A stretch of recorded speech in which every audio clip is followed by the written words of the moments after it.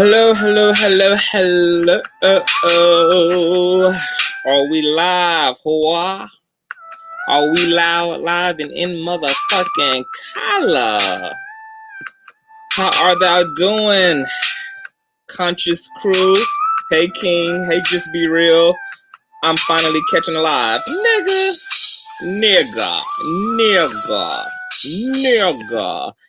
You done been an entire guest on my platform talking about you're just being able to catch alive. What's going on, Cicely? Hey, Miss V. Hey, Michelle's daughter. What's going on? You guys hear the introduction music, okay? Now, I am exhausted. I almost was not even going to push through and do this live because when I'm tired as hell, this mouth is a liability, bitch. An entire liability, bitch. When I'm tired, I have the inhibition of a drunken person, okay? So I was like, girl, I don't know. I might need to get my 8 hours of beauty rest and come back when I can guarantee that I will say politically correct things, okay? So we may get into a very, very raw dialogue tonight, depending on, how this B7 pushes through. What's going on, chat? I'm just giving the folk time to push the fuck up in here and everything. Hey, Jennifer, what's going on, Nay Love? Hey, Sticks Girl, what's going on, Keisha? Hey, William B, Precious Barber, what's going on?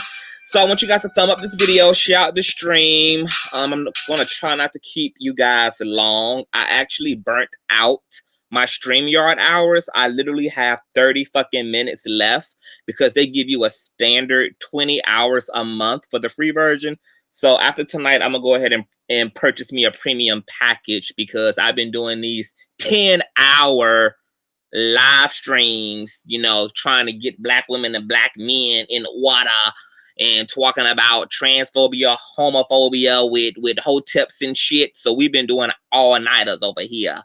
If you guys missed me on this week's Gentleman panel, go and head over to that community feed and go to Jay Wilson's platform. We had an amazing discussion about politics and a plethora of different things. I think next week we'll be doing it on Captivating Christians channel. So you guys make sure to subscribe, okay? Because I will be returning and there will be a rather special announcement made on the Gentleman's panel next week. Okay. Now, I don't know where the hell I want to get started with this goddamn conversation because this shit is so fucking messy and out of order that I don't even know where to begin. So I guess let me go back to the beginning, okay? I'm gonna go all the way back to the beginning, okay? And then we're gonna finish off on Gio's commentary, his most recent commentary on, his ex-client, T.S. Madison, my baby mother, okay? Everybody knows that I am Team Maddie and I'm Team Gio. I love them down to the ground. I love them both. Gio was my introduction to T.S. Madison, so I will always be forever grateful for him because he initially reached out to me, but we'll get into all of that, okay? Okay, so grab your drinks, bitch. Put your corns up. Bring out some chocolate. So we about to get into some things, okay? Hey, Gemini, what's going on, Miss Tay? Keep the comments cute or be blocked. You guys heard it from my mod, bitch. We don't care whether you're bald-headed, whether your edges are struggling, whether you're just buried, okay? Your firstborn, ho. You get out of order in this comment section tonight, bitch. You will be initiated onto Block Nation. Once again, free cocks, okay? Mortgage rent-free. All amenities are provided. Check sodas, utensils, okay, paperback lunches. We do provide it all over there on Block fucking Nation. So, hey, Suki, what's going on, Lil Red? Michelle's daughter, USA. I ain't seen you in a long time, USA dating African men and culture. Oh my God. Okay, so let's get into it. So, you guys know it's been a shit show between Gio and Madison over the past few months. You guys know that I had initially did a exclusive interview with Gio, okay? When he had first took the Facebook Live. We had a 4-hour-long conversation. I thought the conversation was rather productive. It was very difficult to have, obviously, because as an outsider, you always want to you want to tread lightly, you know, when you are not in somebody else's situation. So you know, being very diplomatic is something I strive to do, especially between people that I really care about, because, you know, people having their own experience of each other, people doing shit to each other, people perceiving things about each other. And because it's not you, you can't say what the fuck is going on between two people at any given point in time, bitch, unless you are the nipple and the areola on a motherfucker's titty, or you are the motherfucking pupil in a motherfucker's eyeball, okay? Other than that, you cannot say what goes on between two people, no matter what you perceive as an outsider, okay? So that's my AKA way of telling everybody we all need to mind our motherfucking business, okay? To an extent. To an extent, we need to mind our motherfucking business, okay? Now, as some of you may know, when my channel first started, I've been on YouTube for a long time, bitch, but I came onto YouTube doing hair reviews, and I came onto YouTube just talking a bunch of spiritual shit, okay? Then I started watching the Queen's Court when Maddie and Khia started to team the fuck up. So when they started teaming up, you know, I watched the show like everybody else. I was a fan. I was a viewer. I really didn't care for Khia because I just felt like the bitch was too nasty, too evil, too vile. You know, her deodorant wasn't strong enough. You know, the gaps was just too wide. The gold was a little bit too dusty. I just had a plethora of issues, okay, with the level of evil and vitriol that Khia ass brought to T.S. Madison's brand. However, Khia grew on some of us, okay? And against our better judgment and out of love for Maddie, a lot of us just force ourselves to accept, you know, Queen Basset Hound herself, Miss Khia, Miss My Neck, My Wig, okay? So I accepted the bitch, but I never liked her, honey. I never liked her, but I always accepted her. Now, I'm a big fan of her music, bitch, but her spirit, straight from the underworld, girl. Straight from the nooks and crevices of Hades, bitch. Her spirit is straight from the deepest, darkest, densest, most muskiest parts, girl, of the underworld in the afterlife, bitch, okay? I can't do her. I can't do her as the empath, bitch. I can't do her. She's like Medusa to my spirit. However, they fell out, okay? So when they fell out, I was like, you know what? I'm going to talk about this because I felt bad for Maddie. That shit was embarrassing to see Madison ass stop dropping and rolling all over and under the damn basement trying to keep the laptop on the goddamn desk and her credit cards falling out her pocketbook and shit. I mean, I was like, God damn. And Khia just picked up her backpack, bitch, and hard ass, girl, hard ass, left Madison right there for a sinking ship. So when I had initially started doing reviews, I didn't think anything of doing the reviews. I literally was just being a YouTuber and just giving a review. I had no idea that the next several months would look like what the fuck they became when I started to review that show, okay? So if you go into my channel, right, and I'm going to post, you know, the links in the videos and shit, that very first commentary I did reviewing the Queen's Court, it blew up. It blew up, okay? People love the commentary, people love the reviews, and people was asking me pretty much to follow suit with the platform. Now, I didn't know until recently that Tasha K, Miss Wine herself, and shout out to other baby mama. I love Tasha K. Tasha K follows me on Instagram. I got a lot of respect for her. I don't always agree, you know, with her salacious antics, but I respect the girl's hustle. And she had commented underneath that video, and she was like, this is what I call a read. So I was like, oh my God, Tasha K commented, but I didn't notice because it was so much shit going on at that time, okay? When that shit happens, baby, it hit the fan, honey. Like, this was probably the littiest the YouTube streets have ever been. No sector can compare to what sector the Queen's Court debacle created, bitch. I mean, we was all turned. Like, every channel was lit, bitch. This was the perfect time to grow your channel. If you was a newbie and you was looking for a bandwagon to jump on and you wanted to get your numbers up immediately, like, everybody jumped into the fray, okay, of the Queen's Court shit. So there was a lot of Team Khia, Team Madison going on. People's channels was being flagged. People was channels was being striked. I remember people channels was all out disappearing. Okay, like hosts was going into cardiac arrest. Bitches was being hospitalized. Like Team Khia and Team Maddie was no joke. Eventually, Khia got her shit completely suspended. And then TS Madison channel also eventually went down as well. Okay. I mean, it was fucking hardcore. I ain't never seen, this was YouTubeageddon, bitch. I ain't never seen nothing like that entire era on YouTube, bitch. I mean, it was exciting, but it was scary, bitch. It was just a lot going on. And people was making a lot of money. Everybody's bags were really, really, really big around that time, bitch, because people, we were running the numbers hardcore. Make a long story short, I started covering, right, because Khia kept going live, Madison would respond, Khia would go live, Madison would respond. So there was this back and forth banter between Khia and Madison. And so I just kept covering the situation. I think all the way up till Khia did her next caller video, which I dragged. And then eventually, like, things kind of fizzled out towards the end. Now, amidst this, right, amidst all the drama, Geo had reached out to me. He had commented on one of my videos, and he was like, hey, I'm the manager of TS Madison. Could you please, email me, get in contact with me, right? So, and then he had messaged me on Facebook, I believe, because I didn't see the message on YouTube because, like I said, it was so much shit going on YouTube. I couldn't keep up with who the fuck was following my channel, interacting with my channel, blah, blah, blah, blah. So I got in contact with Geo, right?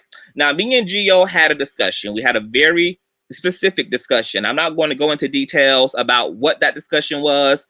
I'm not going to go into details about what information was communicated to me, what the conversation was, because I don't kiss and tell, and I'm really big on integrity, and my word is my bond, and when things are given in confidentiality, I respect that. And it had nothing to do with what we're talking about tonight, but it kind of does, because when all that shit was going on, there was a bunch of lies being told, okay? There's a bunch of lies being told on Maddie. There's a lot of narratives being spun about what had actually transpired between Maddie and Khia. And then somewhere amidst this whole shit, this rumor developed that Atlien, also known as Michelle Brown, also known as Straight from the Ass, also known as Straight from a Dumpster, also known as, okay? She was apparently going to accuse T.S. Madison of kidnapping and gang raping her. Now,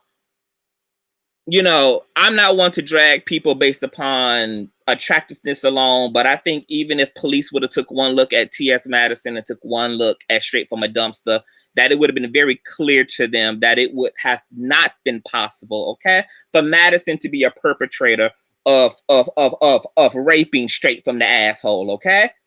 I think that even they would have just allowed that particular police report, bitch, to just rest right there on the police precinct floor, okay? I personally believe, okay, that Straight from a damn Dumpster would have went and told these law enforcement folk that the big beautiful bitch herself had kidnapped her and gang raped her all up in her asshole, that, that just would have been, that they probably would have charged Straight from the Ass for fraud, okay, and for filing a false police report. I mean, I think that it just would have been that goddamn evident. But nonetheless, this was allegedly what Straight from the Ass was planning to do, okay? She was going to run a narrative to try to get T.S. Madison locked the fuck up. Now, apparently, who was in cahoots with her at this time was another YouTube blogger by the name of Alexander Rogers, okay? At this time, I think at first he was cool with Straight from the Ass, but then when he had a conversation with Maddie, his perspective changed, and he kind of, was Team Maddie. He kind of exposed this plot that him and Straight from a Dumpster was supposed to come up with. Now, the whole time, I'm just over here minding my goddamn business, bitch. I actually don't know shit about Alexander Rogers. I don't know shit about no plot for Atlien to admit to police that she done dick rolled and deep throated the big dick of T.S. Madison. I ain't got nothing to do with that bitch. I'm over here minding my business, doing my commentary, running my. You know what? Segue real quick, bitch. I'm the only blogger who literally minds their motherfucking business, bitch. But somehow, some way, I find some way to be recruited, some way to be searched out. Bitch, I am not the attorney general of YouTube, just to let y'all know this, girl. It's the CTV platform, bitch, is not the Trump administration, girl. We are not the FBI over here. I don't know what type of goddamn salacious fucking scandals y'all be trying to plan on each other, bitch. But CTV don't be having shit to do with nothing. I just be over here doing my fizzle, okay? Nonetheless, I didn't know any of this shit was going on, okay? And when Gio had spoke to me, that is a conversation that he and I had never had. Now, at a few months ago, right? And I'm not going to give her name out, but one of my subscribers who was subscribed to another YouTuber's platform, Sean Bradley. I've never interacted with Sean Bradley, but I know who Sean Bradley is. When you in these YouTube streets, everybody's kind of familiar with one another. YouTube is a very small space in all actuality, okay? And I was like, okay. And so she sent me a video from his Patreon. And this was the first time that I had heard about the scandal that, you know, Straight from a Dumpster and Alexander Rogers was plotting, because Sean Bradley was saying that at that time he was also contacted, okay? That he was contacted by Gio, and that he had alleged that Gio had came to him and that Gio was going to have me and Tasha K run the story about this situation with Straight from an Ass. And he was supposed to follow up, I guess, behind us with commentary. But once he realized that over the weekend that CTV did not run the goddamn plot, and that Tasha K had not ran the goddamn plot, and that both of our goddamn platforms was about as silent and as quiet as Straight from an A's credit score, then he was like, fuck no, bitch. I'm not going to be the first one to pop out here on this random shit, because at that time he said he wasn't clear either in terms of where this rumor came from, okay? And there was apparently no substantial evidence to back up where the fuck the rumor had arrived from. So I saw the video, I hollered, I gagged, because I just had no idea, okay? I never contacted Gio about it. I never contacted Madison about it. I never contacted Sean Bradley about it. I just thought, oh, that's very motherfucking interesting. So fast forward, Gio and T.S. Madison followed the fuck out, okay? I followed Gio on Facebook. I reached out to Gio. I asked him, was he okay? I felt bad for everybody involved, including the subscribers. I asked him, you know, did he mind just speaking publicly since he had made a video? And I just didn't want the narratives to get out of control. I wanted him to stay in control of like exactly what his point was in even doing the commentary initially. So he was more than he was more than willing to come onto the platform to get the fucking interview. So we did the fucking interview, okay? Now, as somebody who's been dealing with Gio and been talking to Gio, because he and I have had interactions since the interview, I know for a fact that Gio has really attempted to hold his peace. He attempted to hold his peace with T.S. Madison. He did not want no smoke. He did not want this thing to blow up. He wanted to say what he had to say because he felt he had a right to. It was his experience. It was his motherfucking truth. And if he wanted to fucking tell it, it was his goddamn business to tell it. Therefore, he fucking told it, okay? And I was like, okay, my next prayer was, okay, I hope Madison sticks to her word then, and she just, you know, she don't carry on, because I knew there was more. And a lot of things that Gio came out and said in his most recent upload are things that he had already shared with me in part behind the scenes, but and even the interview we did was heavily edited. Like we cut certain parts out of that interview because I didn't want the interview to be messy, okay? And neither one of us wanted the interview to be messy. We wanted it to be productive, okay? So when I saw this video yesterday, my wig was blown. It was blown. I wasn't surprised because Gio had said to me, CTV, if she keeps poking, he calls her that lady.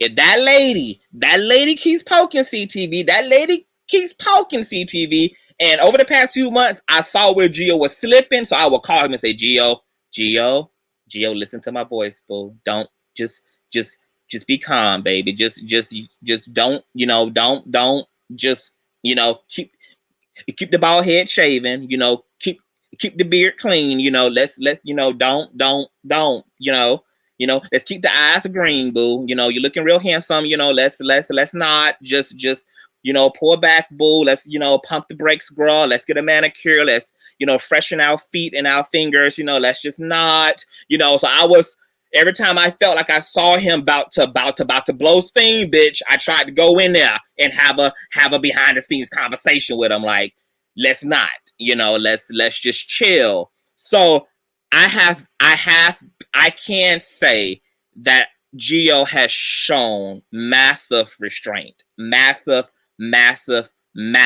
restraint under the circumstances.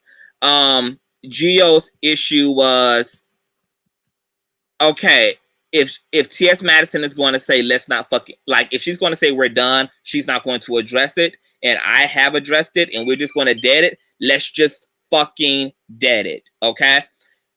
But I told him, I said, you know, you're not going to be able to control, though, if she doesn't dead it, because as much as there might be a literal who's right and who's wrong in a situation, it's her history too. You know, this is her drama with you. This is your drama with her.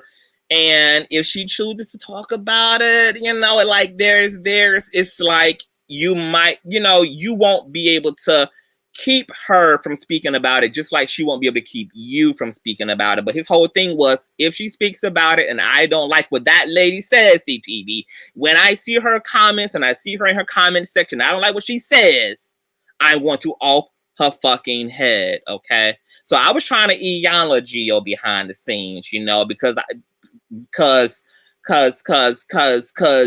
when you come at a public figure, it's not just a matter between you and them.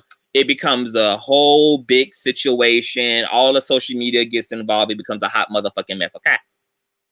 Now, when I saw the commentary, child, I was just like, my fucking goodness. It was a lot of information. There was a lot of claims made. Do I feel like it was a bit of an overkill?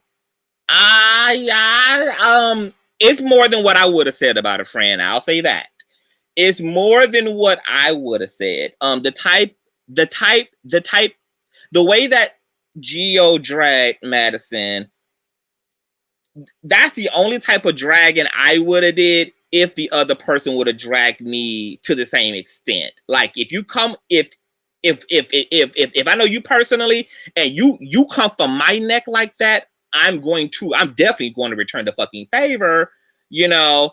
But I try not to overkill in my personal quarrels, you know, with people that I've been in relationship to, because I'm just personally not comfortable. Now, I understood it for Gio, because Gio was still looking for closure. And the last time that I spoke to Gio, he had said he had reached out to T.S. Madison and that she had not returned his call. He even ran, you know, the text messages and stuff and showed y'all that in his live, that he did reach out to her for a one-on-one. There was a point where Gio didn't want to talk to Madison. He wasn't interested in talking to Madison. But I guess after Madison also went on to Tasha K's podcast and kind of opened up about the situation, because for a long time, Madison also said she was never going to address the situation, but at some point she decided she was going to, and therefore she did. And I liked the way she addressed it because it didn't feel messy. And you could tell she spoke about the situation in a way that didn't necessarily, it wasn't to drag Geo, and I really appreciated that. Okay, now something been going on with Patreon. I don't know what's going on over there in TS Madison's goddamn Patreon, but Geo ass, you know, went into the Patreon. He got wind there was a conversation being had. He saw that Madison was letting his ass have it in the comment section of her Patreon, and he let have. It was the straw that broke the camel's back. Now, I am really, really, really fucking upset because I love them. I really love them, you know, and it's been heartbreaking to see, you know, our little Maddie family, you know, go through these little hiccups and quarrels. It's just been devastating. Now, amidst this commentary with Gio coming out, Sean Bradley then took the conversation that he had in his Patreon months ago, and he brought it to the public space and said, well, Gio, hell, since you're talking, can you tell me what was going on at that time when you came to me to help Tasha K and CTV run the story about Atlien? Because I never got clear about what the fuck that was about. So a part of my video and my commentary today is saying this, bitch, I don't know shit about that whole plot. And I'm glad that Gio cleared that up, that me and Tasha never ran a narrative because there was no narrative to run. I guess it was something he had heard, but it was something that he had not followed up with because there wasn't really a lot of evidence to support that that was something that indeed was going to happen. Now, let me say this. This is the way I play as a commentator, right? I would go to bat for bitches that I like. You guys have seen me attempt to go to bat for King Jobs when it came to the Larry drama. You guys have seen me hold Larry down. You guys have seen me windmill again for TS motherfucking Madison. If I fuck with somebody and I love people, I will go to bat for them. As much as I don't like Straight from an Asshole because I feel like she's a stage 5 clinger. The bitch is deeply obsessive. She's in deep need of attention. She literally inserts herself into shit that has nothing to do with her because she knows that she's being an antagonist. She enjoys stirring the pot, and those type of people I don't fucking like. I don't fucking respect, okay? And those are the kind of people that I will call upon the 4 winds to culminate in an asteroid impact over your home to destroy you with, okay? You or your entire lineage would just be knocked out of fucking existence. I don't like antagonistic bitches, okay? So I don't like her. But despite not liking her, even if that would have been a plot that they would have came to me about, I would have never ran that without evidence. If there would have been no proof to support, no audio, no text, no firsthand witnesses, that would have been something that I personally would have not ran because I don't do satire news over here, okay? I don't do false narratives over here, okay? I don't just say shit out of my mouth just to be saying it out of my fucking mouth, okay? Because I do realize that people's names are on the line. I do realize that people's reputations are on the line, including people that I don't like, okay? But however, if there would have been truth to that and it would have been brought to me, I would have had no problem helping, helping to expose the fact that they were conspiring against Madison in that fucking way. But that was not something that was brought to me. And as far as I know, it was something that wasn't brought to Tasha K either, okay? So I don't know what the whole situation was with Sean Bradley and Gio, and the conversation that me and Gio had. It did have to do with the Queen's Court, but it didn't have anything to do with Straight from a Goddamn Dumpster or any of that. Now, we had a whole separate conversation that I'm not even going to fucking go into, okay? Now, before I go on, I'm going to motherfucking read some of these comments. Peace disturber, but he blocked her, so she blocked him back. I mean, that's why she didn't get any texts. But again, He started the shit. So,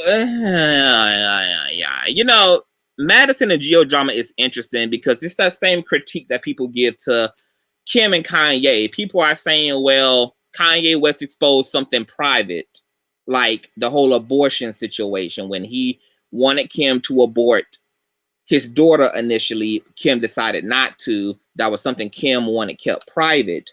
But on the back end, people say, hey, Kim and Kris Jenner turn shit into a storyline all the fucking time, any fucking way.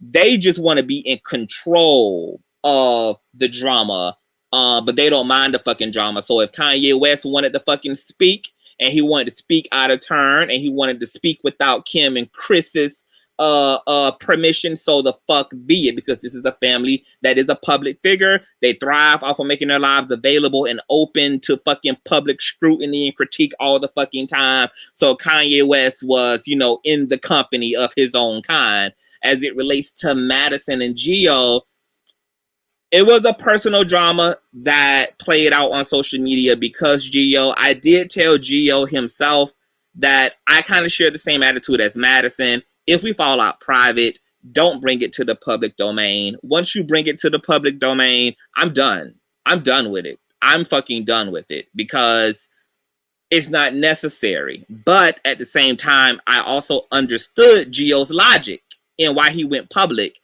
Geo felt like he wasn't able to communicate to Madison when he was in front of her face.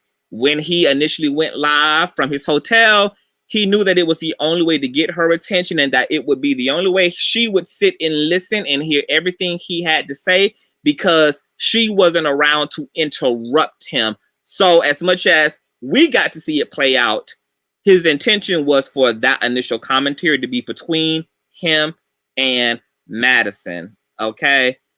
I just think that it's a tragic set of fucking events. I do wish that because since the both of them have went fucking public, why not just sit the fuck down at this point? I know Geo has been willing. I don't know why T.S. Madison would not be willing to talk it out with Geo. This thing has played out publicly.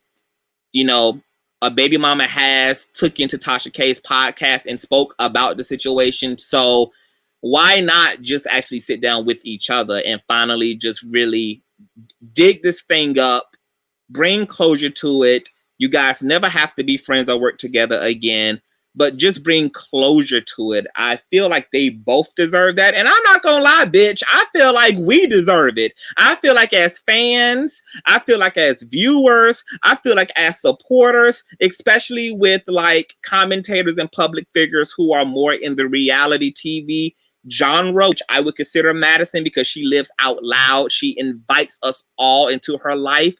You know, I feel like, look, we all have emotional ties to all these characters. You know, we love Chi-Chi. We love, some of us love Craig.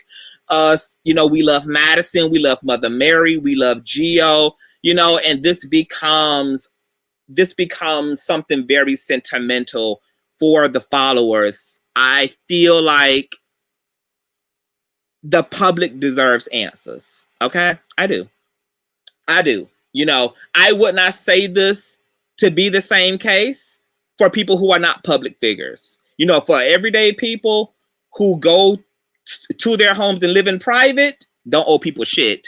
But for public figures, you know, you guys let us into y'all lives, shit happen, and then y'all want to pick and choose what we know, what we don't know. We see people come, we see people go, shit gets said, narratives get spun, nobody knows what the fuck to think.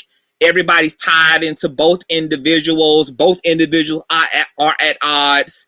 It just seems whack, you know, and it's just like, my God, you know, we know what the tea is now. Now, I feel like the better thing to do is to just actually face each other, say what y'all gotta say, put it out there on the fucking table, and then let it be and move the fuck on. Craig is a hometown boy, Baltimore. Stand the fuck up. Stand the fuck up.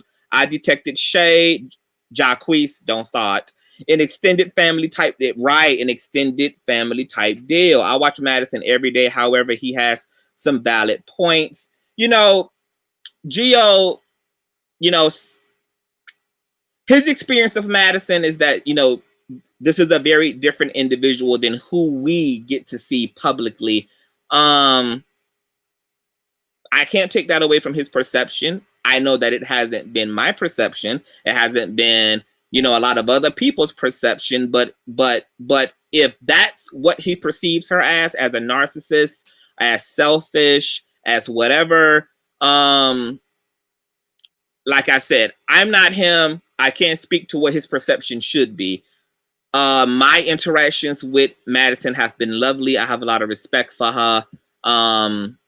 A lot of respect for her, and I appreciate her and what she's brought to these social media streets, and I appreciate her humility as well in terms of her even opening up her platforms to her fans, to smaller content creators.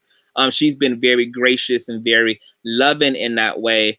But I'm also clear that, you know, just because you can be good to me don't mean you can't be fucked up to some what else? You know, that duality fucking exists. I don't know why it would exist between her and Geo, but Geo's experience is it fucking exists. This is bad. He's a turnoff to me because he seems angry and mean-spirited. Well, I can also say the same thing about Geo. A lot of people have perceived Geo as a colorist and perceive Geo as stuck up, as a goody two shoes, as thinking he's better than other people. I've heard those narratives. I've heard those rumors. That has not also been my experience, ironically enough, of Geo either. Geo has been a total sweetheart. He's always been very easy to talk to. I love Geo. I've had nothing but a positive experience of Geo as well. So I just find it interesting that, you know, all these different perceptions of these people exist. And yet, I mean, as somebody who has interacted on multiple occasions with both individuals, I haven't seen anything that they've said about each other. I haven't seen in Madison what Geo claimed, and I haven't seen in Geo, you know, what was claimed by the other parties. So I guess truth is in the eye of the goddamn beholder. But I do think if Geo's experience is what it is, then I can understand why he's upset. You know, he went into his wages last night and showed how much he made working for Madison. He divulged a lot of details in terms of how he felt he was treated in our initial interview. And so there is a lot of pain there. There is a lot of resistance there. There is a lot of animosity there. We are essentially looking at a fucking toxic relationship, basically. And the person who got burnt is reasonably fucking upset, okay? The person who feels that they were the ones abused is reasonably fucking upset. So if he's coming off as mean-spirited and just bitter, then I don't necessarily think that's far-fetched. As somebody who felt like he took a big chance on his relationship to Madison and he feels bamboozled, you know? But Madison also kept him around. And I also felt like that spoke to Madison's loyalty to Geo, you know? And so it's a very, very multifaceted situation. People are asking, well, Geo, if you were so miserable, then why the fuck did you stay around? If Madison was underpaying you and you wasn't being paid for your worth, why the fuck were you there for so long? If you didn't know her prior to working with her, why would you come into the relationship without a contract, etc., etc., etc.? And Geo's response is, I trusted her. I had faith in her. You know, and I didn't think it was necessary. Some people feel like that speaks volumes to his business practices. But hey, sometimes in business, you make those type of personal choices. You know, sometimes you don't always do things technically by the book. Sometimes you do take on talent, especially if it's new talent or you're trying to rebrand talent. You kind of don't put so much business there, and you more so just focus on getting acquainted with the talent, trying to come up with a new vision. It's a lot of fucking variables that make people, you know, behave in business the way that they do, etc. What the fuck ever. Well, he walked out because of a birthday cake. Well, according to Geo, it wasn't about a birthday cake. He walked out because he was being accused of a situation that was happening elsewhere in the home with someone else who allegedly lived there at the time, okay? And there was tension all throughout the day, okay? And his feeling was when Madison ran the footage about, you know, with him looking like a pouty-faced kid during Oliver's birthday, that it was a skewing and a manipulation of events, because it had nothing to do with the birthday, it had nothing to do with Oliver, it had to do with something else that was transpiring in the chateau that came to a head after the birthday, okay? That's why shit blew the fuck up. And the conversation that led to the blow up had nothing to do with Oliver or a fucking birthday. So that's been his biggest quarrel with Madison, is he feels like, bitch, you know why we fell out. You know why we fell out. Stop running these narratives. Stop trying to act like I was jealous of your relationship to other people, blah, blah, blah, blah, blah. And, you know, Madison may have another perception in her mind. Now, once again, I also spoke to Madison at that time because my loyalty was to her as well. She knew this interview was happening. I had an offline, off the record conversation with her. She did not want me to divulge that conversation. Therefore, I will take that conversation to the grave. And I won't go into any details about what the fuck was communicated.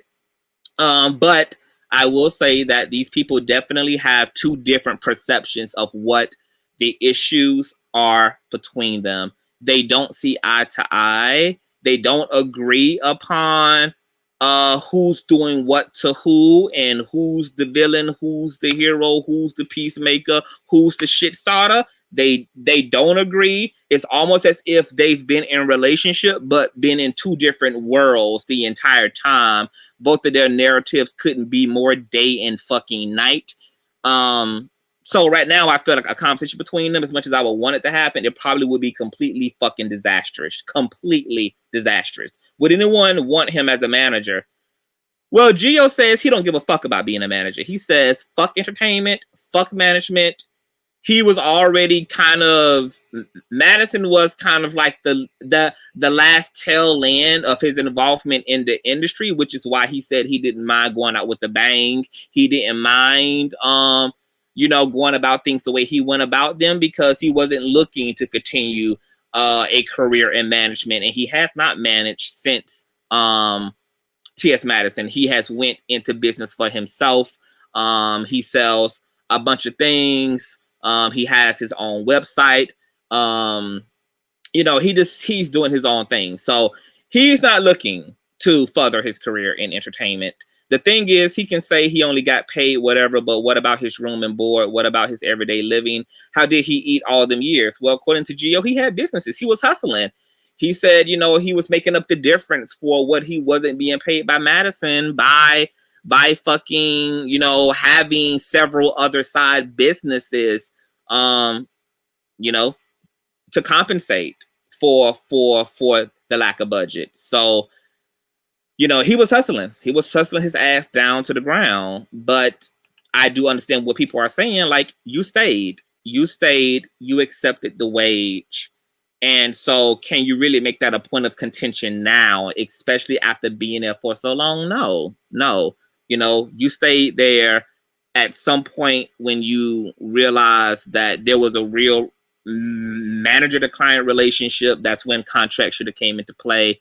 So there aren't a lot of people who are going to give him slack on that. You know, a lot of people are going to be like, Gio, you had no excuse not to have a contract. You had no excuse to not require what you were worth from Madison. And if you found some way in your mind to justify being underpaid, then you got to accept responsibility for that.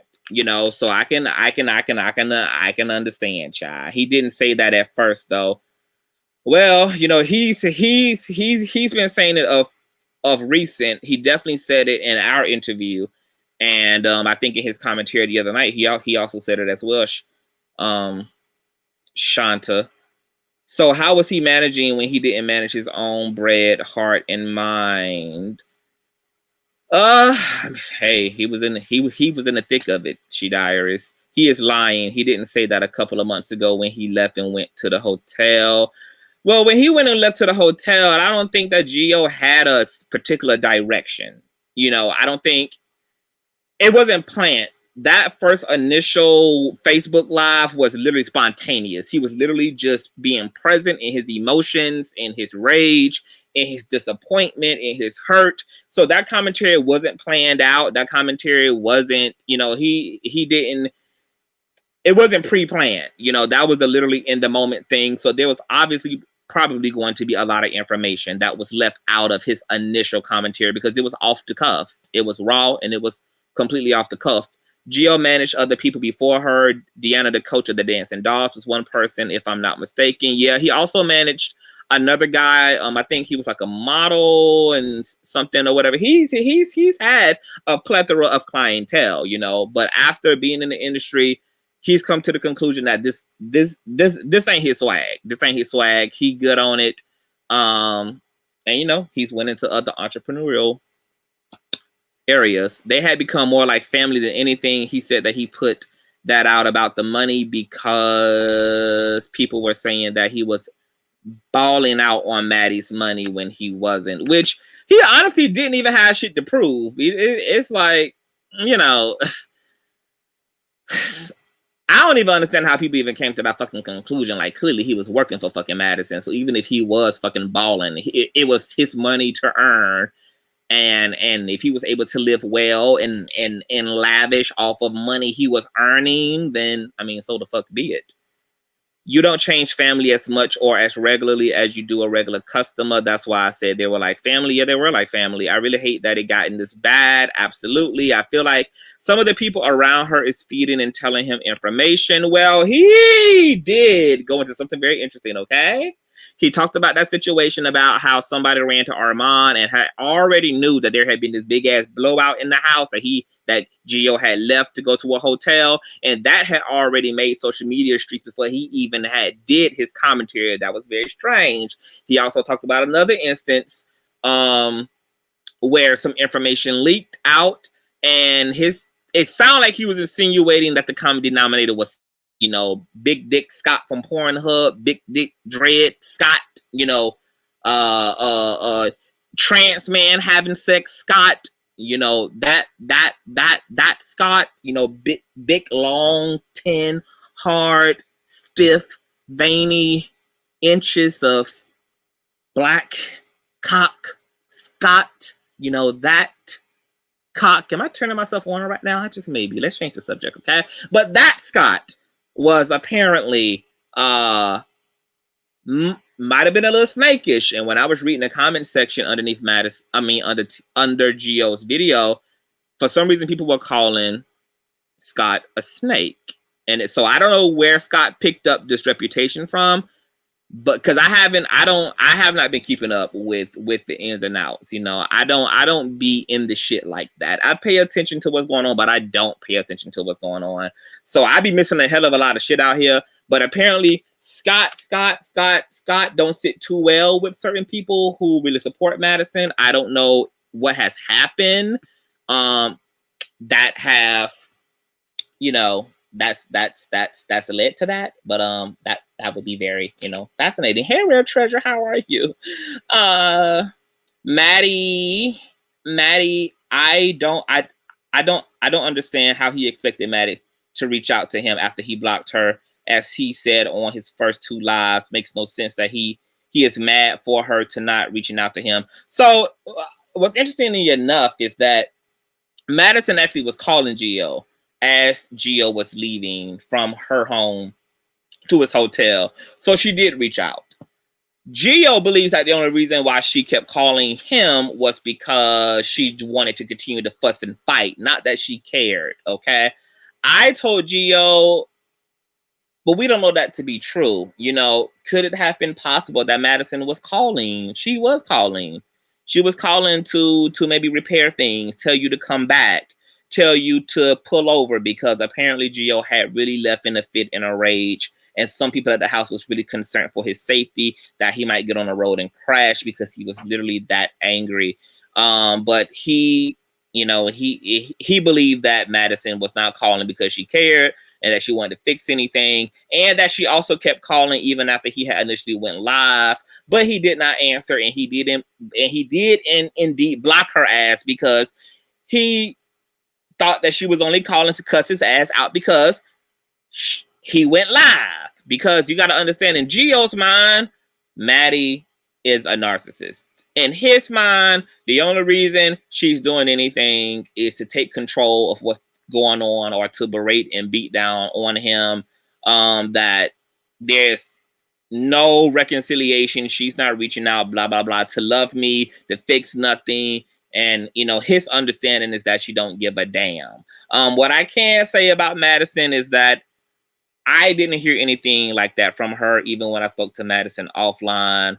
I don't think that... This is my thing, okay? I think that Gio and Madison had a working relationship. And I believe Madison liked Gio as management.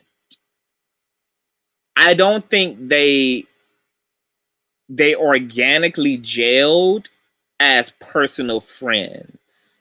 But for Gio, he was able to find things and observe things in Madison that made him think that there was potential for a friendship and a bond.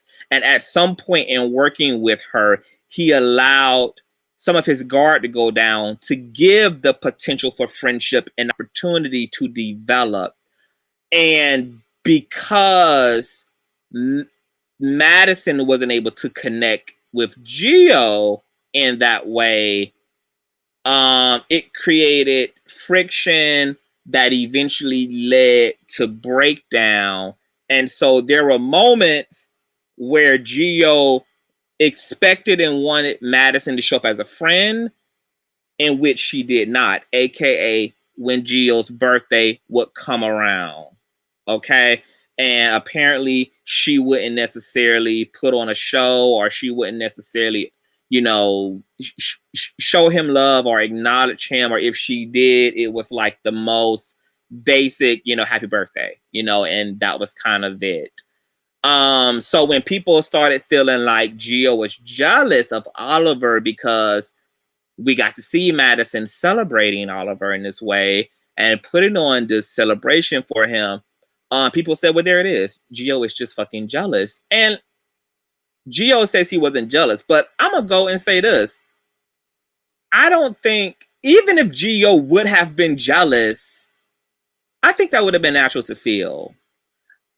But I also don't believe that friendship should be forced, right? Like, if Madison didn't see it for Gio on a personal level, she should not have had to force herself to see it. If she didn't, you know, if she didn't get that Kiki vibe from him, if he wasn't the type of guy that she felt like she could just sit around and talk to and just kick it with and just, you know, spend, you know, residual time with, that's perfectly fine. Because I believe that relationships should be completely organic. But at the same time, I can understand the rock and the hard place Gio was in, because he felt like he could do that with her.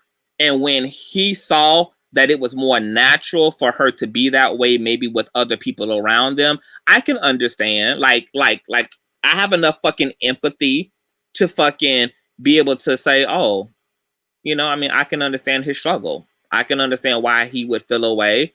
Madison is not to blame for that. If she naturally feels closer to certain people in her camp than others, that's her business. You know, she gonna connect to who the fuck she gonna connect to in whatever way she gonna connect to them.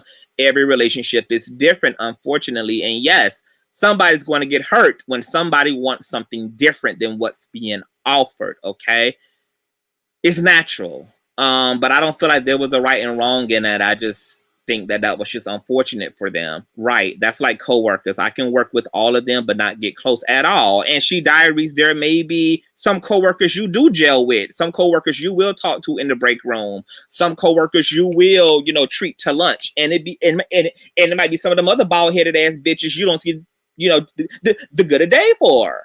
And that's perfectly fine, you know. And then some of them hoes may be like, oh, bitch, you must be pressed because you see it for Sheila and Jennifer and Janice, girl, but you ain't inviting me to lunch. And so you can see how things can spin out of control when people's egos and feelings are getting involved. I did ask Gio, I believe in his interview, did he ever bring this to Madison's attention? And I think I recall him telling me that he just always, that Madison always kind of scooted around or tried to avoid, you know, really acknowledging that things weren't what they seemed. He says for a long time, she tried to act like they were in that place when in fact they really weren't in that place, okay?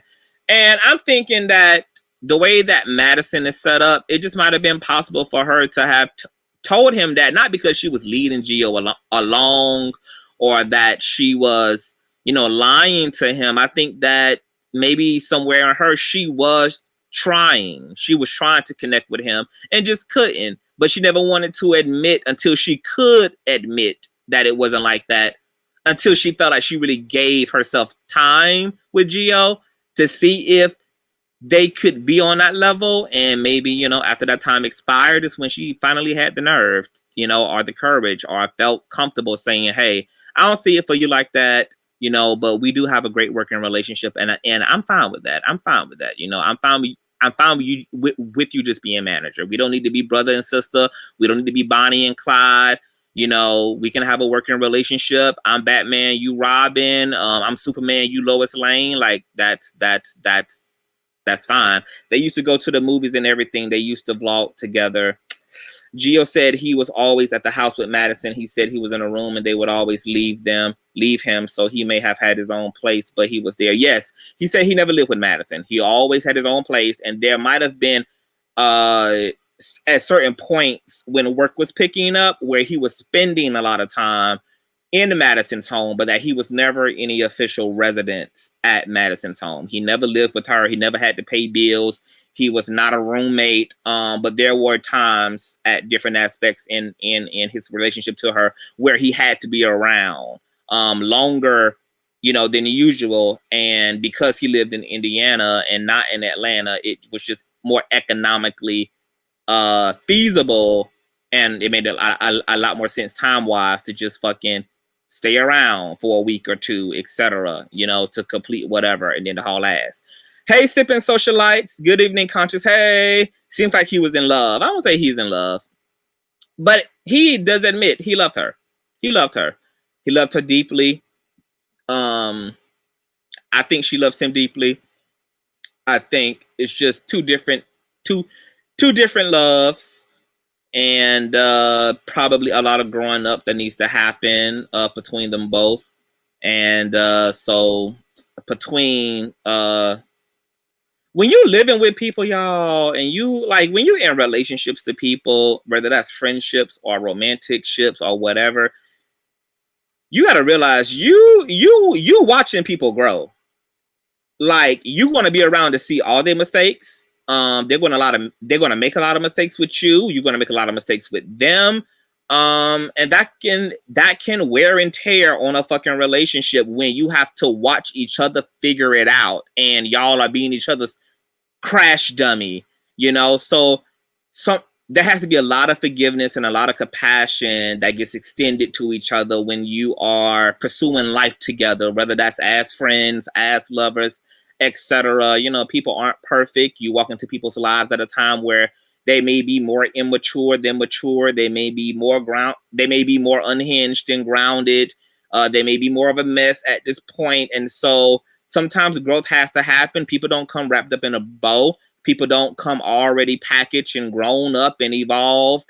And there are some relationships that can't hold up underneath that reality, and it fucking sucks. So I think that's kind of why he's so hurt and angry. Absolutely, Molly. IMO, I think Gio simply thinks he's better than other blacks and LGBT. If you look at a lot of Gio's code words, street dirty, he makes it seem like he was doing charity work. He becomes distant and growing beyond him. He probably feels like, who does she think she is? I made her. She wouldn't be anything without me. Oh, yikes.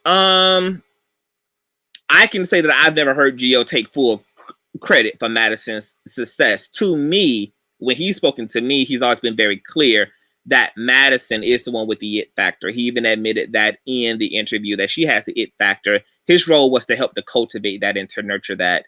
But I've never seen him take you know, responsibility for where she is, and she's never taken that away from him either. She's been very vocal that he's played a major role in who she's become, and he's very clear that he helped her become who she was called to be. So they seem to both be on the same accord as it relates to that. I agree with you in saying a conversation needs to happen, but also think that it's not going to end well. So I feel some counseling is needed and both parties need to move on. Yeah, this thing is never, it's never going to be what it was. I mean, at the most, they can come hear each other out, maybe agree to disagree, and, you know, just agree to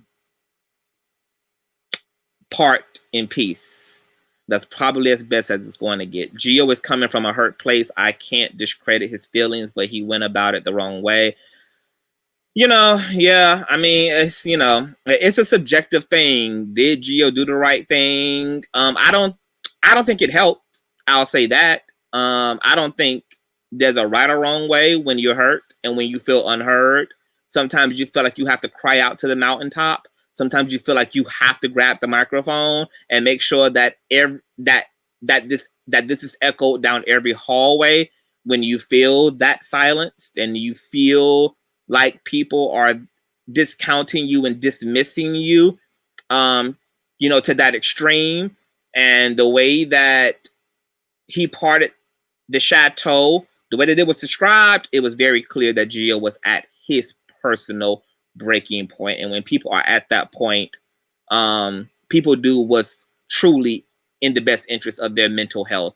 Sometimes that ends up bleeding out and making things worse on the back end, but on the front end, in this moment, I'm relieved. Yep, I may have just aired out all our fucking business and told all our shit, but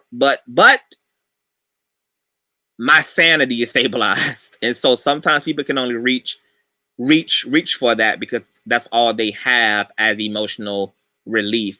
I also wish he would not have went to social media, but I respect the fact that he did what was best for him to do at that time. And honestly, it was his story to tell. You know, I know that we don't like when we get into it with motherfuckers and motherfuckers go and talk about, you know, the friendship, the relationship, but at the same time, it is our story to tell. My ex came back in my life with a bit of a chip on his shoulders a few months ago.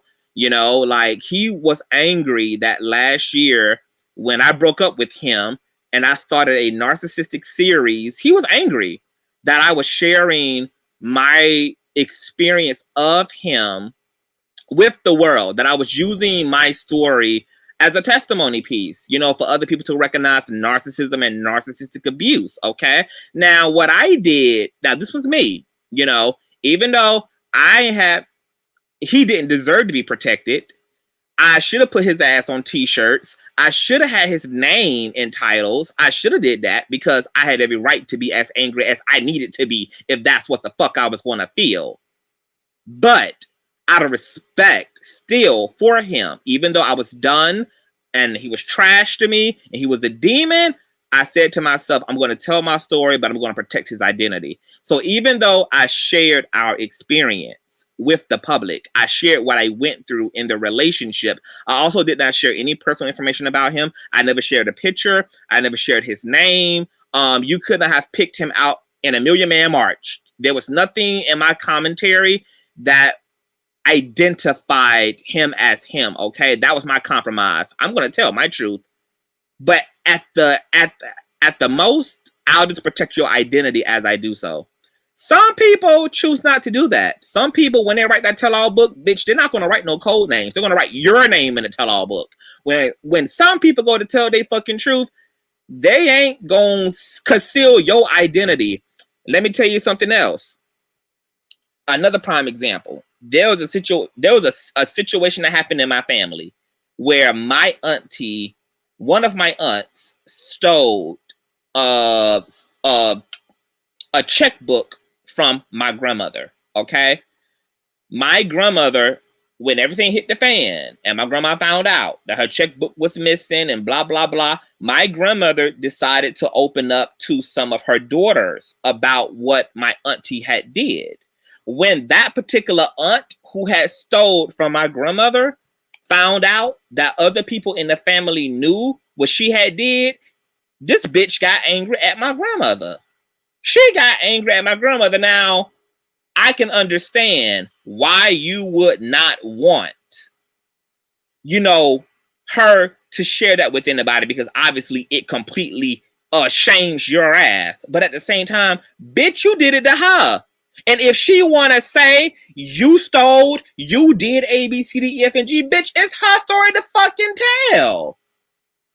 It's her story to tell. Right, wrong, or indifferent. And if you didn't want her talking about your ass, you shouldn't have did nothing that could have put her ass in a position to be talking about your ass. So what's good for the goose is good for the gander. And if your ass can do the crime, then bitch, you can do the fucking time. And I was personally offended for my grandma. I could not believe that my aunt had the audacity to be angry at my grandmother. Bitch, are you fucking crazy? Y'all, are you crazy? Yes, apparently that's why Big Frida's Raggedy Man cheats. They don't have, so I don't know what the hell y'all talking about exactly. People have a right to tell this. So yeah, people have a right to tell their fucking story. Do we like it? No. Especially if they're telling a part of the goddamn story that embarrasses us and it's true. Yeah. You're gonna be angry. You're gonna be whatever. But hey, it's the other look, when two people involved in a situation, both people own the truth. Both people own the experience. If one person don't want to talk, that's their right to not talk. If the other person want to share, it's their life experience to share. And it may be uncomfortable because you may be more private than the other person who's talking. The other person may be more talkative than you are private. But at the end of the day, we got to be clear that it's people's right. It's people's right. And if they want to talk about it, they can. If they don't, they fucking don't. It is what it is. We all have a voice. Absolutely, Nicole Reloaded. You know, and we, you know, Geo's interpretation of shit, you know, it's his own. Just because he's calling Madison a narcissist, etc., does that mean that those things are true? No, but that's his personal truth. That's his personal interpretation, okay? This is his experience of her. Does that make Madison that? No, it doesn't. But that's his experience. And that's still a valid experience because that's his truth. And we've got to get out of this idea that just because your interpretation of me is different than the view of myself doesn't mean that it's a lie. It's just a subjective truth. If you felt I was being rude to you, and I don't think I was being rude to you, I'm going to respect the fact that that's what you experienced. And if I am decent enough and I'm kind enough, I'm going to apologize. I'm not apologizing. My apology is not an omission that I, in fact, did something wrong. My apology is of whatever I did that caused you to feel that way. I'm apologizing for, because that was not my intention. I'm apologizing that whatever truth I was trying to communicate in this moment did not successfully get communicated to you. I was trying to be kind. You took it as me being mean. I was trying to be open. You took it as me being controlling. I was trying to be loving. You took it as me being abusive. I was So just because you have to apologize or you choose to apologize to somebody, does not mean that their personal narrative is the truth in and of itself. But if you love that person and you want them to be relieved and you can see that they honestly feel how they feel, it's okay to apologize for whatever led them to feeling the way that they feel. That's not what I meant. But I will apologize if that was the impact of my behavior. That was not my intention, but I am able to recognize the pain in your face, the distress in your heart, okay? That the impact was the same. See, it don't matter what the fuck you intended. If you still hurt a motherfucker, you hurt a motherfucker regardless of what the fuck your intention was. Regardless of what the fuck your intention was. And that's what you are apologizing for. I'm apologizing for impact, not intent. I'm clear that I didn't mean to hurt you, but I'm also clear that idea any fucking way. Okay? Me and you can be in the same house, but our experience will be different. Look, anybody who has kids knows that. You just hit it on the nail. Nicole Reloaded. Anybody who got kids, ask your kids what their experience is of their parents. It's going to be totally different. One child feels like they're the favorite. The other child might feel like the middle child. The other child may seem unheard. Like, we see this all the time because every human being is gazing and looking and interacting with life through the development and condition of their own consciousness. Your consciousness is shaping your perception, your ability to have emotional awareness or a lack of emotional awareness, emotional intelligence, a lack of emotional intelligence, all plays into the way you relate and interpret your experience. And it varies based upon the maturity of our self-awareness. It varies. You know, that's why we don't have to come to the table defending ourselves when the people in our life are saying, bitch, you hurt me. Bitch, that made me feel away. Girl, I'm not so invested in my ego that I'm going to talk you out of feeling distressed or feeling away. I'm going to say, hey, I apologize for that. I apologize for that. I am clear that you're not crucifying me because you are saying that I hurt you. And I don't have enough of a fucking ego to hold on to that ego when I can just be humbled by the fact that my intention wasn't to hurt you, which I have peace about, but I understand that it did, and I can take responsibility for that. And you're going to do your work to forgive me, and we're going to move better and do better going forward. That's how it goes. But you know what our ego tells us? Don't you dare let this motherfucker convince you that you did what you know you didn't do, okay? And the ego gets into that conversation, and the ego will have you defending yourself against somebody, and all somebody wants you to do is recognize their pain, recognize their disappointment. Bitch, I don't want you to defend yourself, bitch. Don't you understand that you let me down? You let me down. I just want you to acknowledge that. I just want you to step outside of yourself and put yourself in my shoes. That you let me down. And that's okay. It's not okay, but it's okay. Because I'm telling you this so that we can get beyond it. But defending yourself against it is not going to get us beyond it. You teach people how to treat you, Ibe. Is Ibe in the chat? It's a whole hot mess out here. Hey, Ricardo, Doxecology, facts, sipping socialites. So it's 2-2-2, y'all. Wow. The Denver game. I be giving chances too much, then get mad, ready to fight. Look, I am learning I'm learning to get better at that too, Houston. Straight up from the gate up.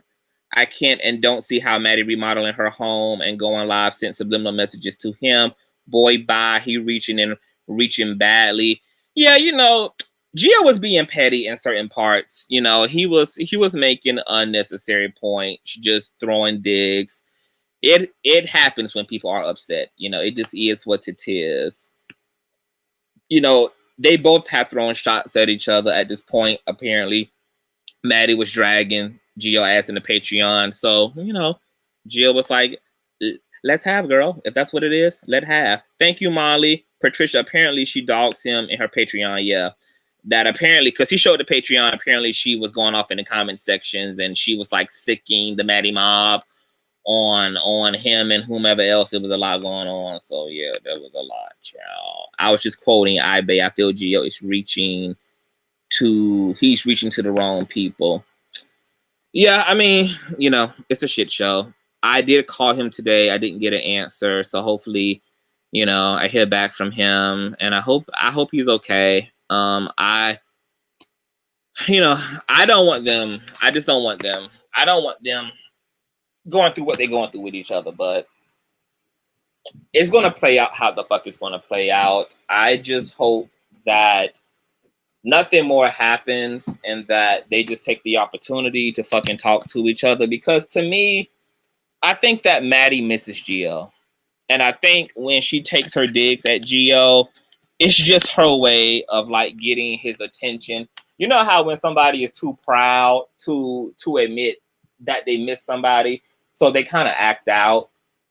because they don't want to admit that, bitch, you know what? I was just thinking about your ass and I can't stand it because you full of shit, bitch, and you dragging my ass on your Facebook Live. So fuck you, you dirty, dingy, back neck bitch. Oh, but I miss that motherfucker. Yes, I do. I miss that motherfucker. You know, we go through that. That's our lives as people. You know, having an ego is something else, baby. That ego. As somebody who's working through his own ego in the workings of my ego, I see how hard the ego makes it for us to stand in our vulnerability, you know. And when we feel we have a right to be mad, sometimes it's hard to admit that you're mad at somebody who you love and you're mad at somebody who you miss. And you almost feel like if you just admit that you miss them, that you also are absolving them of the bullshit that they did. And it can get confusing. And once again, that's why emotional intelligence is necessary, bitch. It's why emotional awareness is necessary, boo. Because your ego is going to talk you out of being a real ass nigga. And it's going to talk you out of being a real ass bitch. Your ego is going to make you dense. It's going to make you bipolar as fuck. Your ego is going to make it's going to have you sending all type of mixed signals. Your ego is constantly in conflict with your higher self. So there's a bit of a schizophrenia that develops. Okay, Maddie he needs rehab and a therapist. Well, Gio has admitted that he definitely, you know, has had to resolve a lot of things in his life, you know, with his childhood. But I think he actually does see a therapist and he's working through his stuff. And I'm really proud of him as a Black man for working through those things. I remember the videos when he would defend her about Khia and Cookie. He's always had Madison's back, you know. I mean, even when he reached out to me initially during the whole debacle, all of that was out of him doing his job and out of his love, you know, for Maddie. You know, I know how much Gio really loves Maddie, which is why I find it difficult to invalidate either one of their experiences because, you know, I saw how long she kept Gio around when she could have had other people, or she could have did it on her own, you know, but she didn't. You know, she kept Gio there for a reason, and because she's a public figure, there's lots of people who want to be in Gio's position. So I feel like while there may have been a lot of shit that Gio didn't like about the friendship, and while he may have been mistreated at times, that underneath that, Madison had to have some type of a love for Gio. You know, if she's the narcissist he says she is, she could have chose to beat up on anybody. She could have had 100 Gios to beat up on. He wasn't unique in terms of being a punching bag. If that's what she wanted, you know, she could have as many of those as she would like to have. And there are plenty of people who would be more than willing to be a punching bag. So I feel like, you know, it can't be that she kept him around because he was the only one who would have put up with her shit. That's not true. There are a lot of people who will put up with Madison's shit. There are a lot of people who put up with their boss's shit. There's a dime a dozen, you know, to those type of people. I feel like on some level she had to have loved him and appreciated him. She just did. You know, that, I mean, just why else? Why else would you keep somebody around unless you find value in what they do bring to the table? And he took a chance on her at a time where, you know, she was just a porn star and, you know, she was successful in her adult career. And he came into her life with a new vision and said, hey, there's more to you than this. I see something greater in you than that. And she took a chance on his vision. And thank God she did, because we wouldn't have got the Queen's Court and we wouldn't have got, you know, the entertainer that we have today. And that, you know, that transition and transformation got Gio's fingerprints all over it. And so I feel like whether we like Gio or not, I know that the Maddie mob is divided on Gio. I personally love Gio, but I have an even more of appreciation for him because, you know, she couldn't have went the direction that she went in without him coming into her life and bringing that vision in. And so we are forever, you know, indebted to Gio. For anybody who loves Madison today, for anybody who loves what she's doing with her life, with her career, yeah, that's the work of her and Gio. I would have put up with Madison's ish gladly. See that what I'm see Gio? I know Gio probably in the bushes in the skybox, it yeah, it's just like, no, I would find it hard to believe that she only kept him around. I know people who would have worked for Madison for fucking free. Shit, Gio was talking about being underpaid, but hell, I know people who are that starstruck that they would have worked for free, honey. They would have volunteered their services. I mean, look at how hard a lot of the subscribers go. Look at how hard a lot of the fucking mods go. And these people work strictly from their hearts. They're not paid a dime, to support, to share, to monitor the goddamn chat, to windmill in the absence of their, favorite content creator. And so there's a lot of people who would have been there and would have did that just for the love of it. So I feel like for her to have kept him around when she could have had anybody else, or she could have did it herself, she could have booked her own gigs, it had to be because somewhere, as negative as Gio experience was on a personal level with Madison, that somewhere in all of that, Madison had to truly fuck with Gio. And I think she also said that on Tasha K's podcast that she ultimately kept Gio around because she felt he was entitled to a piece of the pie. The man had earned his stay in her life. And whether they got along personally or not, she felt like she was going to leave a certain space for Gio because she felt like that's the least she could do for somebody who was willing to be that loyal to her. So whether the personal shit can ever get cleared up, hey, I don't know, baby. I don't know. I think it's cool that you are being fair to Gio and not dogging him out, but still holding him accountable. A great moderator and hosting skills. Thank you, Molly. I thrive on that. I don't believe in like controversial content. I just believe that a lot of things can be true about things, and I think it's just about expanding our minds and really being realistic. We look at these type of situations right here, like in a vacuum, and we are so 1, 2, 3, 4, 5, 6, as if the math is that is that objective, and nobody is living that legalistically. When we see fallouts between people, like, oh, how could you be that stupid, and how could you stay around that long? It's like, in reality, yeah, bitch, people stay around that long. In reality, people put up with shit from people that they love. In all reality, people don't play by the rule book. When you're talking about when people's heart and feelings get involved in things, like shit get real gray, shit get real subjective, and it just becomes what the fuck it is. Gio is irrelevant. He's messy and bitter. He needs to go away and stay away. Gio doesn't mind going away. He just wants Madison to do her part in dropping the situation. And as much as I love Madison and I adore her, and I will continue to adore her, I will continue to support her. I agree with Gio being able to defend himself anytime his name comes out of anybody's mouth, including Madison's. Because that's the model that I practice myself. If my name comes out of anybody's mouth, anywhere, I, by default, have a right to respond, whether you like it or fucking not. So the best thing to do is don't start no shit, won't be no shit. That's how my parents raised me. Don't start no shit, won't be no shit. If you're going to start shit, where there's smoke, there's bound to be motherfucking fire. And that's just the reality of it.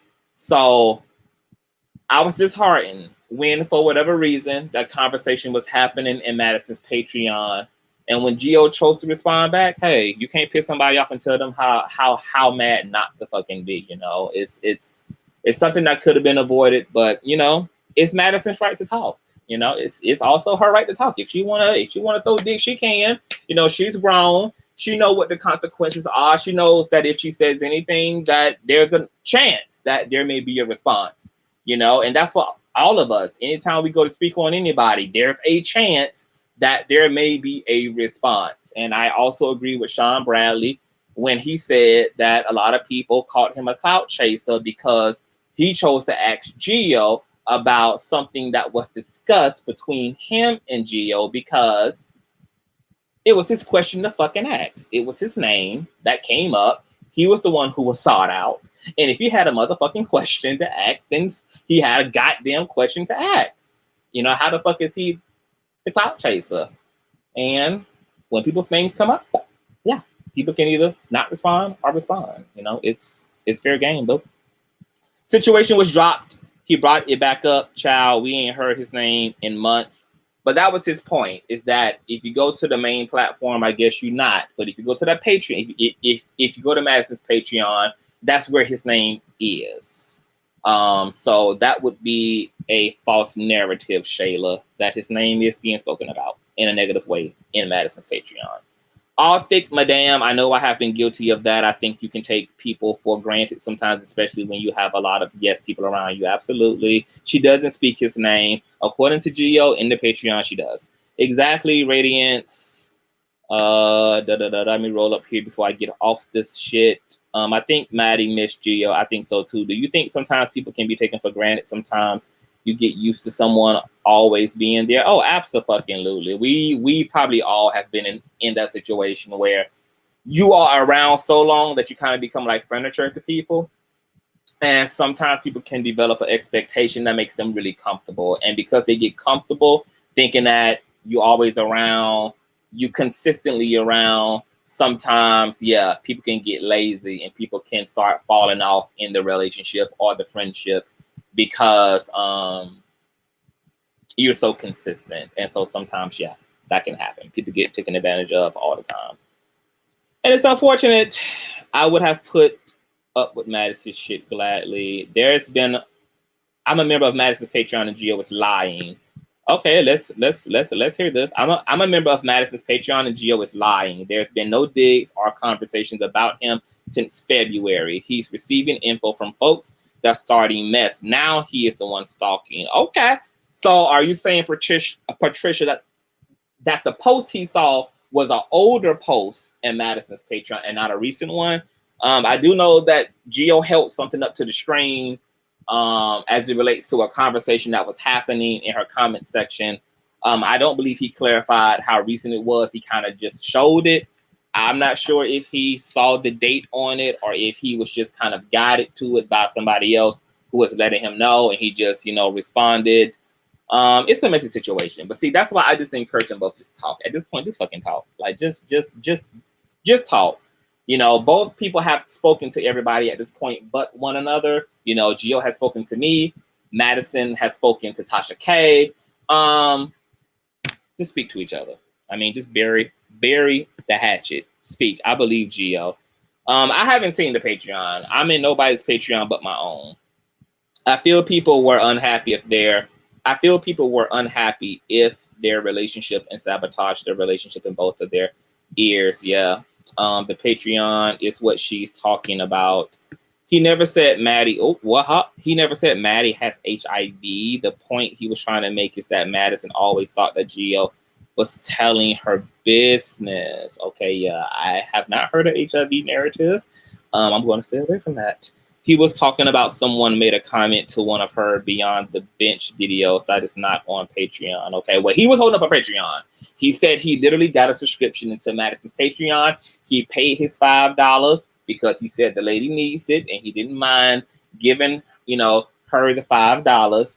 And he went into the Patreon and he saw it for himself. And I think he read the comment off and he showed the Patreon, to the screen or whatever. And so, yeah, I don't know, but this is why people just I have told Gio the same thing that Madison told Khia at one point. Baby, stay out them comments. People going to be transferring information back and forth. Sometimes you'll get old tea thinking that it's new tea and you will find yourself blasting the fuck off some shit that somebody ain't even said since shit was hot in the kitchen. When it comes to the social media shit, it's so easy to manipulate and to spark feuds between people. It takes a lot of diligent